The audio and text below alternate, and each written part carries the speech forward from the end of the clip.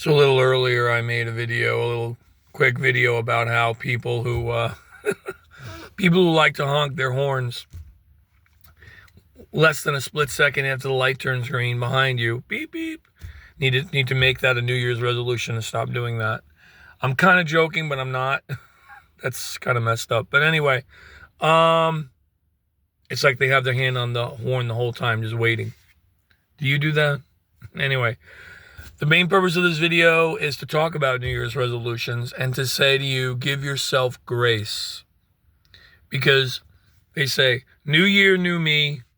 First of all, the calendar year is January 1st, but a year can start any day you want. I've always said, your year is your birthday, right? Your year is your birthday. That is your new year. But for the sake of argument and for now we'll talk about this. Unless your birthday is January 1st. Happy birthday coming up, or even today. Don't be hard on yourself and say, because it's funny, I run a trivia gig, and one of my team's names, they always come up with funny names. But this team's name last night was Pre-Broken Resolutions, which I thought was hilarious. And I said, every time I read their name, like, well, I appreciate your vote of confidence in yourselves. That's nice.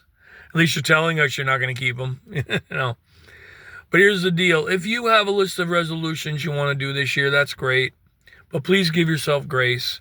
You don't have to start on January 1st or when the clock strikes midnight, right? When the ball drops. Don't. That's unrealistic. I'm not saying you can't do it, but you don't have to do that. There is a transition period.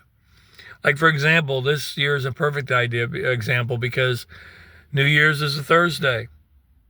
You can give yourself that whole weekend and then maybe start Monday the 5th or last I checked, January had 31 days and the year still will be new. So I'm just saying, give yourself the grace. You don't have to you can, but don't pressure yourself to do that.